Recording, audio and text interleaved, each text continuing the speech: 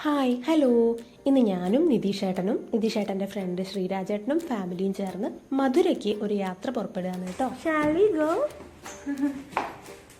Ammu, shall we go? ഞങ്ങൾ സമ്മൂന്ന് വിളിക്കുന്ന സമൃദ്ധി ഓളെ പാവക്കുട്ടി പൊക്കിപ്പിടിച്ച് ഗ്രീൻ സിഗ്നൽ കാണിച്ച്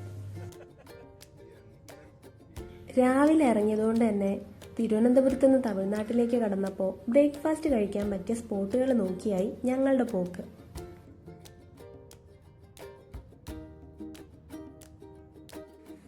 കുറേയൊന്നും വൈകാതെ ഉടുപ്പി ഇന്റർനാഷണൽ എന്ന് പേരുള്ള ഒരു റെസ്റ്റോറൻറ്റ് കണ്ടുപിടിക്കാനായി.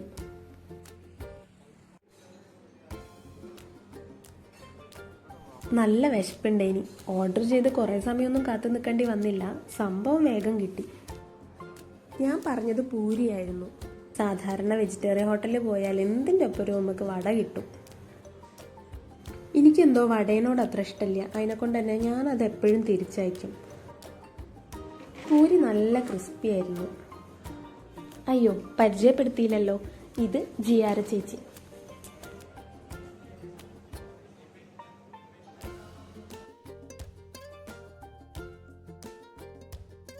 ഇങ്ങനെ പിച്ചള പാത്രത്തിൽ ചായ കൊണ്ടുതരുന്നത് കാണുമ്പോൾ ഒരു പ്രത്യേക സന്തോഷമാണ്.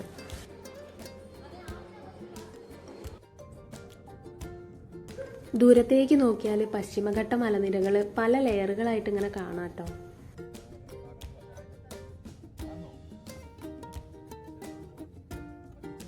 നമ്മൾ എത്ര ശ്രമിച്ചാലും കണ്ണോണ്ട് കാണുന്ന ഭംഗി ക്യാമറയിൽ പകർത്താൻ പറ്റൂല എന്ന് എനിക്ക് തോന്നി. പശ്ചിമഘട്ടത്തിന്റെ ഭംഗി മുമ്പ് ഞാൻ ഇതുപോലെ കണ്ടിട്ടുള്ളത് പാലക്കാട് ജില്ലയിലൂടെ ബൈ റോഡ് പോകുമ്പോഴാണ്.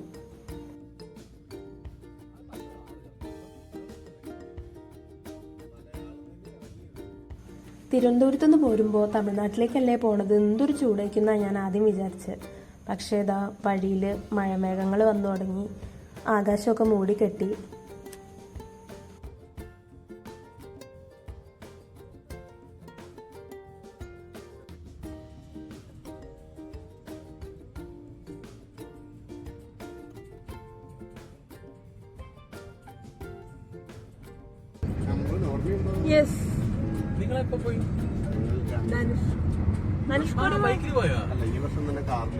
ധനുഷ്കോടി പോയത് കഴിഞ്ഞ വർഷം. എടാ, കഴിഞ്ഞ ഡിസംബറിലാണ് ഐശൂനായിട്ട് പോയത്. മണ്ടച്ചാരെ.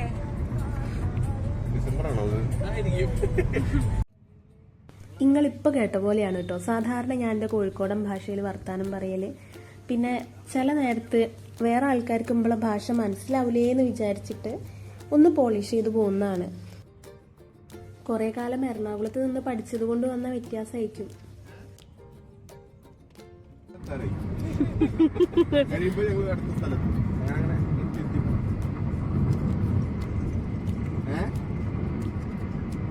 ഞങ്ങൾക്ക് ഇനി വെറും 30 കിലോമീറ്റർ 230 കിലോമീറ്റർ.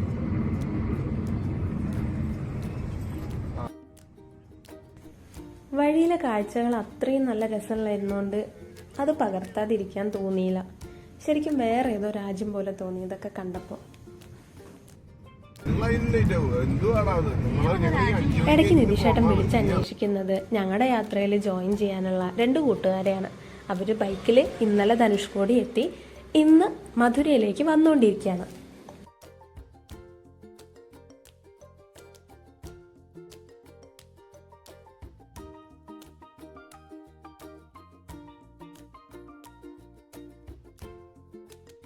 ഇനി അങ്ങോട്ട് ഇടയ്ക്കിടയ്ക്ക് തമിഴ്നാട്ടിലെ കാറ്റാടിപ്പാടങ്ങൾ കണ്ടു തുടങ്ങും. അത് കാണാൻ രസമുള്ള വേറൊരു കാഴ്ചയാണ്. ദൂരെന്ന് കാണുമ്പോൾ തോന്നും ഈ വിൻമിൽസ് ഒക്കെ വളരെ ചെറുതാണെന്ന്. പക്ഷെ അല്ല കേട്ടോ, അടുത്തെത്തുമ്പോഴാണ് ഇതിനൊക്കെ എത്ര വലിപ്പമുണ്ടെന്ന് മനസ്സിലാവുക. ഇതുവഴി പോകുമ്പോൾ പരസ്പരം കണക്റ്റഡ് ആയിട്ട് കാണുന്ന ഈ ടവറുകളൊക്കെ ഉണ്ടല്ലോ, പ്രൊഡ്യൂസ് ചെയ്യുന്ന ഇലക്ട്രിസിറ്റി മറ്റ് സ്ഥലങ്ങളിലേക്കും കൂടെ ട്രാൻസ്ഫർ ചെയ്യാൻ വേണ്ടിയിട്ടുള്ള പവർ ഗ്രിഡിന്റെ ഭാഗമാണ്.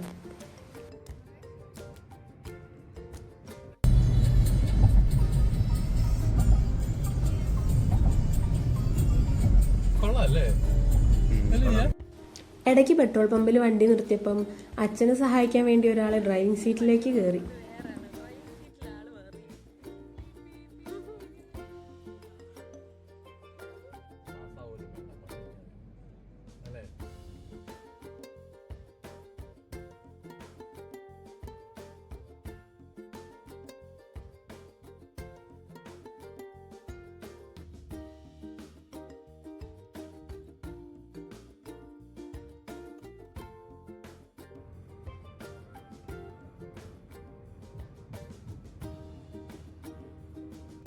മരച്ചീനിയാ? അമ്പാ, അത് കണ്ടില്ലേ? അത് വരയാടാ, ശരിക്കും വരയാടാ.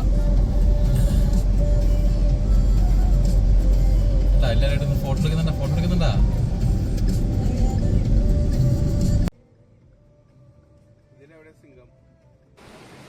സിംഗം, നീലാകാശം, പച്ചക്കടൽ, ചുവന്ന ഭൂമി, ഈ സിനിമയൊക്കെ ഇവിടെയാണ് പോലെ ഷൂട്ട് ചെയ്തത്.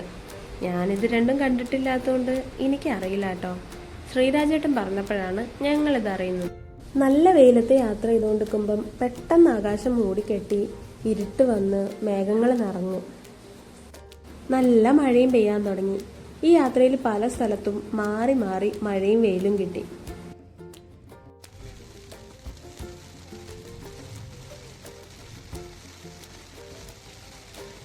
പൊതുവിൽ നമ്മൾ തമിഴ്നാട്ടിൽ പോണ സമയത്ത് മഴ കിട്ടല് റെയറല്ലേ.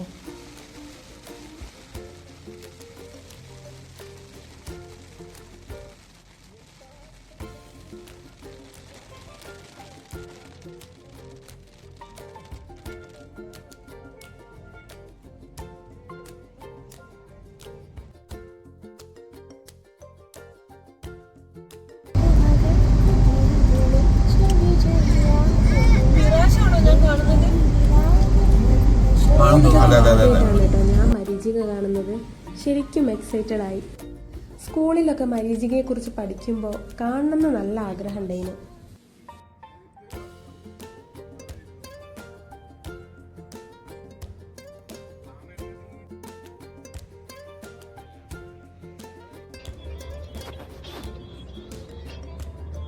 ഇടയ്ക്ക് സമ്മുവിൻ്റെ ബോറടി മാറ്റാൻ ടോക്കിംഗ് കാക്ടസ് വെച്ച് കളിക്കാൻ തുടങ്ങി ഞങ്ങൾ. പക്ഷേ ഓൾക്ക് അതിനോട് വർത്താനം പറയാനൊന്നും ഇഷ്ടമില്ല. നമ്മളെ തട്ടി വിളിച്ചിട്ട് നമ്മളോട് അതിനോട് വർത്താനം പറയാൻ പറയും. എന്നിട്ട് അത് കേൾക്കലാണ് ഓളുടെ എൻ്റർടൈൻമെൻറ്റ്.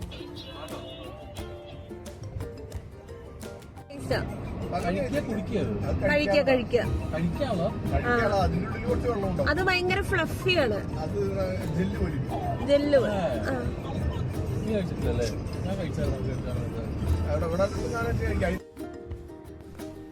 ഞങ്ങളെ ചർച്ച പനന്നൊങ്കിനെ കുറിച്ച് കഴിഞ്ഞിട്ട് ഇതാ പവർ ഗ്രിഡ്. ഈ കാണുന്നതാണ് ഞാൻ നേരത്തെ പറഞ്ഞ പവർ ഗ്രിഡ്. അപ്പോൾ ഞങ്ങൾ പറഞ്ഞുകൊണ്ടിരുന്നത് പനന്നൊങ്കിനെ പറ്റിയാട്ടോ. പനന്നൊങ്ക് നമ്മളെ തമിഴ്നാട്ടിലൊക്കെ പോയ സൈഡിലൊക്കെ അങ്ങനെ വിൽക്കാൻ വെച്ചിട്ടുണ്ടാവും റോഡിൽ. പക്ഷേ ഞങ്ങൾ കണ്ടപ്പോഴത്തേക്കും വണ്ടി കുറച്ച് മുന്നോട്ട് പോയി, അതുകൊണ്ട് വാങ്ങാൻ പറ്റിയില്ല. അപ്പം ശ്രീരാജേട്ടനും ജിയാർ ചേച്ചിയാണെങ്കിൽ അത് കഴിച്ചിട്ടുമില്ല. നേരം 12 മണിയായ സ്ഥിതിക്ക് ഒരു ചായ കുടിച്ചിട്ട് ബാക്കി യാത്രയാവാന്ന് വിചാരിച്ച് കണ്ടപ്പോൾ വലിയ കുഴപ്പമില്ലാത്തൊരു ചായക്കടയിൽ കയറി. ചില സ്ഥലത്ത് ഇങ്ങനെ ഈച്ച പൊതിയുന്ന കാണുമ്പോൾ നമുക്ക് കയറി ചായ കുടിക്കാൻ തോന്നൂല. പക്ഷെ ഇവിടെ വലിയ കുഴപ്പമില്ലായിരുന്നു. ഈച്ച ഉണ്ടായിരുന്നു, എന്തുകൊണ്ടാണ് ഈച്ച അതെനിക്ക് അറിഞ്ഞൂടാ. പക്ഷെ എന്നാലും വലിയ കുഴപ്പമുണ്ടായില്ല. ലഞ്ച് എന്തായാലും മധുരയിൽ എത്തിയിട്ട് കഴിക്കാന്നുള്ളതായിരുന്നു ഞങ്ങളുടെ പ്ലാൻ.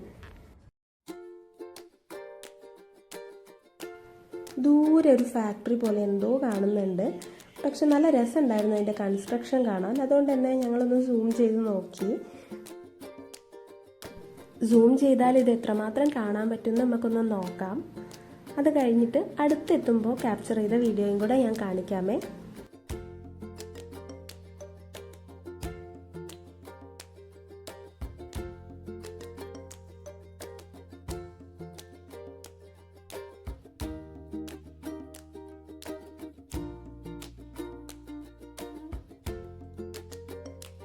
ഇതാണ് അടുത്തുനിന്നുള്ള വീഡിയോ.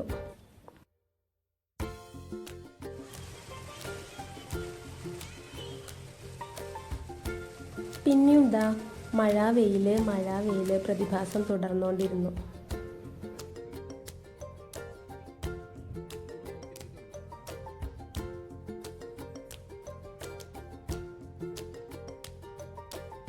മധുര എത്താനായ സ്ഥിതിക്ക് ഞങ്ങൾ ഫുഡ് കഴിക്കാനുള്ള സ്പോട്ടുകൾ നോക്കി തുടങ്ങി. ഇപ്പോൾ ഇതാ നാഷണൽ ഹൈവേയിൽ നിന്ന് സാധാ റോഡിലേക്ക് കയറി. ഇനിയിപ്പോൾ കുറഞ്ഞ സ്പീഡിലെ വണ്ടി ഓടിക്കുള്ളൂ.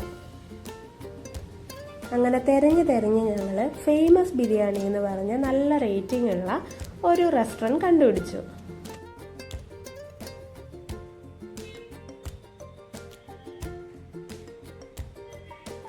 ശ്രീരാജേട്ടനും നിതീഷേട്ടനും ബിരിയാണി ആയിരുന്നു വേണ്ടത്. അപ്പം പിന്നെ ബിരിയാണി തന്നെ ഓർഡർ ചെയ്യാമെന്ന് വിചാരിച്ചു. കൈ കഴുകി ഇരുന്ന് ബിരിയാണി ഓർഡർ കൊടുത്തപ്പോൾ അവർ പറഞ്ഞു, ഇല്ല മക്കളെ ബിരിയാണിയൊക്കെ കഴിഞ്ഞെന്ന്. എന്നാ പിന്നെ ഇനി ഒരു ജിഗർദാണ്ട കുടിക്കാന്ന് വിചാരിച്ചിട്ട് ഇവരുടെ തന്നെ തൊട്ടടുത്ത ജിഗർദാണ്ട ഷോപ്പിൽ കയറി. ജിഗർദാണ്ട എന്ന് പറയുന്ന ഒരു സാധനം ഉള്ളത് ഇവർ പറയുമ്പോഴാണ് ഞാൻ കേൾക്കുന്നത് തന്നെ.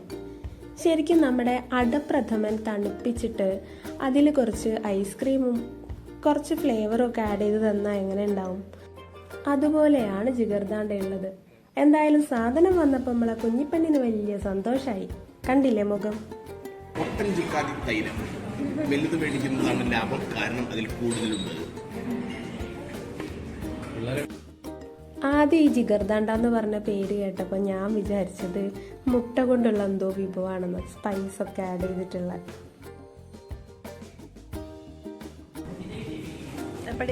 പ്രമ്പം പ്രമാദം ഇത് താൻ ജിഗർദാണ്ട.